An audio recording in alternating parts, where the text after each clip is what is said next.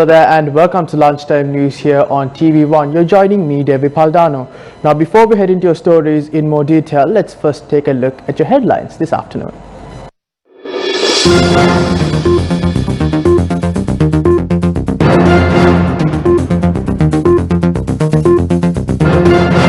Clearing Kallaru in Vilpattu is illegal. Court of Appeal rules against Bathyudin. 10 students score full marks at Grade 5 scholarship examination. Ban on leaving Western Province lifted. Total number of COVID-19 cases in the country surpasses 17,000. SpaceX launches 4 astronauts on a flight to the International Space Station.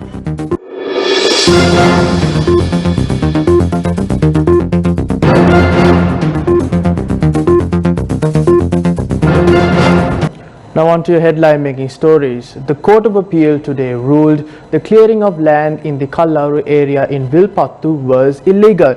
The bench of the Court of Appeal ordered ex-Minister Rishad Bathyudin to use personal funds to reforest the entire area. Newsfirst correspondent AJA Abenayaka will bring you more information on the ruling. Now, keeping up with more local news, according to the Grade 5 scholarship examination results, 10 students have scored the full marks. The results of the Grade 5 scholarship examination, which was held on the 11th of October, were released yesterday. Out of 331,741 applicants, 326,264 students sat for the examination. Accordingly, the results can be checked via the official website of the Department of Examination, www.donets.lk and www.results.exam.gov.lk.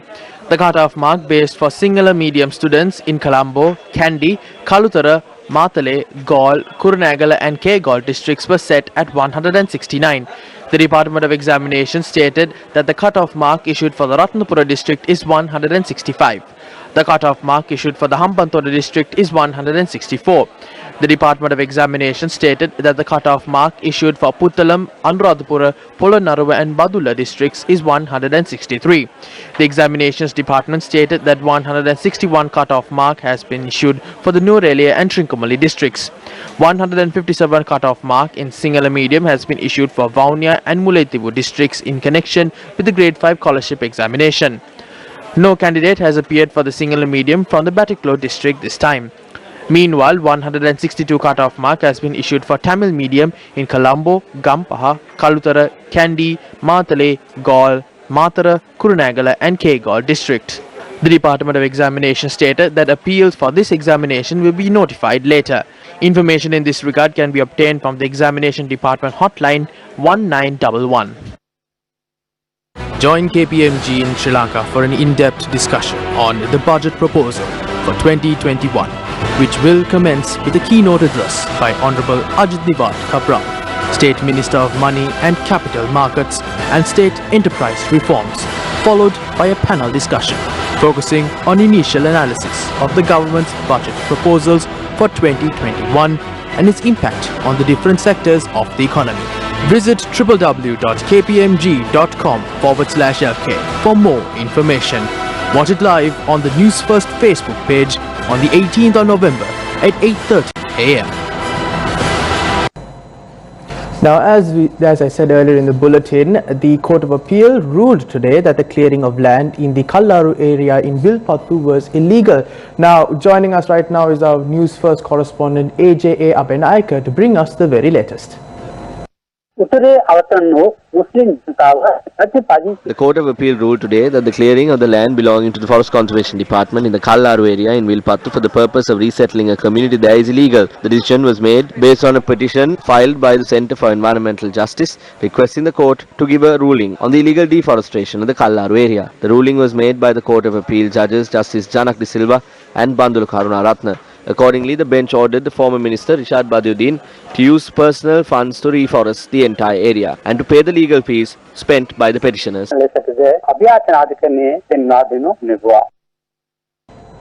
Maradana, Foreshore, Fort, Dam Street and Slave Island in Colombo district are placed under isolation effective from 5 a.m. today. The 12 areas which were previously placed under isolation in the Colombo district will remain the same until further notice. The Government Information Department said Kalania Police Division attached to the Gampaha district was isolated effective 5 a.m. today. However, 20 days later, the Valisara Economic Center was reopened today. Our correspondent noted that there was a decrease in the number of people attending the economic center.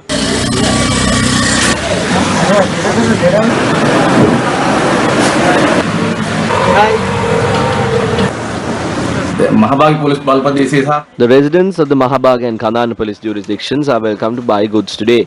If customers are coming from isolated areas, they will have to show the curfew permit to enter the premises, and we are recording the details of all customers coming into the Valisara Economic Center. Nigambu, Jayala, Ragama, Kadawatha, Wattala and Paliagoda police divisions will remain isolated. Meanwhile, the factories approved by the Board of Investments and EDBs situated in the isolated areas in the Colombo district were provided approval to conduct operations. Accordingly, the factories situated in Maradana, Fort, Dam Street, Slave Island and Keselwatta have been provided approval to continue operations under strict supervision and direction of health officials. In addition, the National Center for Prevention of Outbreaks of COVID-19 will be allowed to operate in the judiciary and other vital government agencies in those areas. Meanwhile, the PETA SLTB Central Bus Stand and the Bastion Mawata Bus Stand in Colombo were reopened today.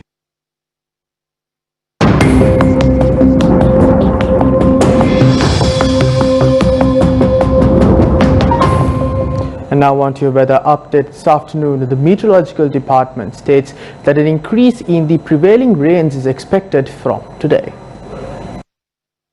The Meteorology Department has said that the western, Sabaragamuwa, northern, southern and eastern provinces will receive heavy showers exceeding 100 millimeters today. Today's weather forecast showed that showers or thunder showers are likely to occur in the north, north central, eastern and southern provinces of the country during the day. The Meteorological Department urges the general public to take adequate precautions to minimize damages that may be caused by lightning and strong winds. Meanwhile, coastal areas from Beruwala to Potuville via Gaul, Matara and from Puttalam to Trincomalee via Kansanture could increase up to 50 km per hour. The Meteorological Department warns that wind speeds in those areas could increase up to 70 to 80 km per hour during thunder showers. Now on to your COVID update. The total number of COVID-19 infections in the country has risen to 17,287 after 704 more cases were identified yesterday. The identified cases are from the Paliagoda cluster. Accordingly, 13,788 of the identified in the case thus far are from Paliagoda cluster. The death toll due to COVID-19 increased to 58 after 5 more people passed away yesterday. The deceased have been identified as a 54-year-old resident of Colombo 13, a 39-year-old resident of Colombo 15, an 88-year-old resident of Colombo 12, a 79-year-old resident of Boralla and an 88-year-old resident of Colombo 13. The Department of Government Information said the deceased individual had been suffering with health complications relating to cancer, pneumonia, heart and lung diseases. 171 individuals recovered yesterday. Accordingly, the total recoveries are at 11,495. 5,734 individuals are currently receiving treatment.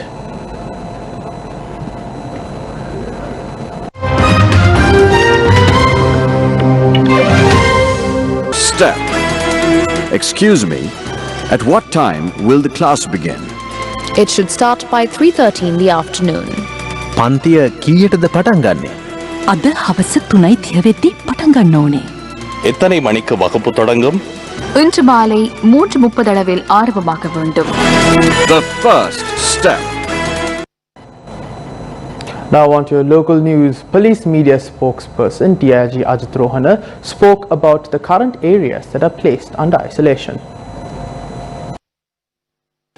මුලින් තිබූ police බල ප්‍රදේශ වලට අමතරව අද In දින addition to the උදෑසන previously isolated areas, effective 5 a.m. today, Maradana, Dam Street, Fort, Peta, Slave Island and the Kalaniya police areas in the Gampaha district were isolated. Accordingly, a total of 24 police areas have been isolated. It is possible to come to Colombo from outside and travel to another destination. However, it is prohibited to visit the fort area as usual. If a passenger arrives, they can travel to another destination.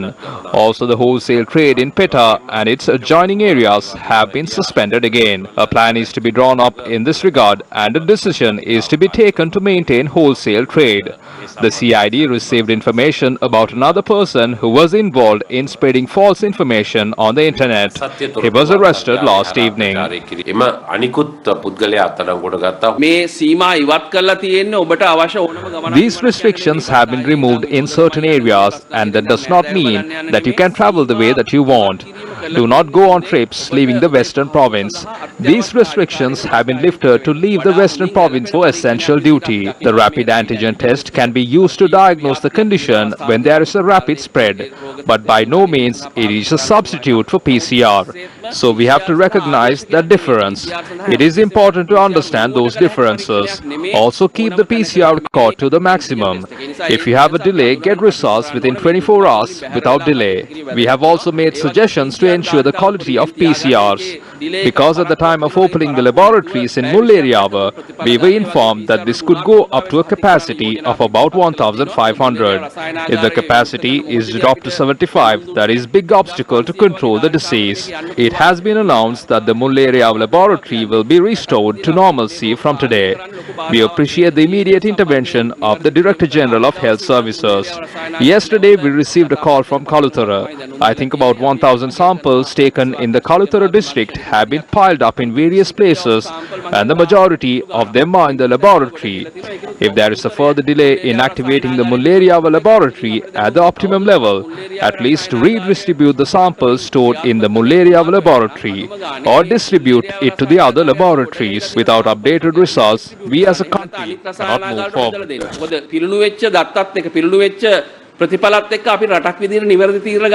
Opposition parliamentarians Diana Gamage and Aravinda Kumar, who voted for the 20th Amendment, have been assigned seats in the government. This has been done in keeping with the request made by the government.